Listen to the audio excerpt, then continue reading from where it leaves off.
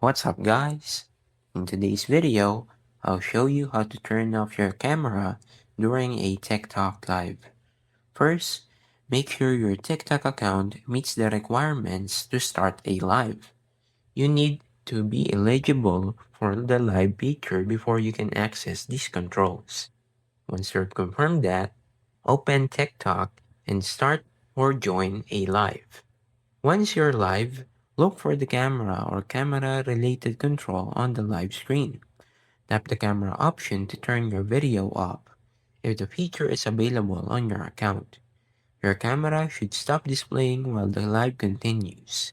If you don't see a camera off option, the available controls may be different depending on your TikTok version or live setup. And that's it. You can now turn off your camera during a TikTok live when the option is available.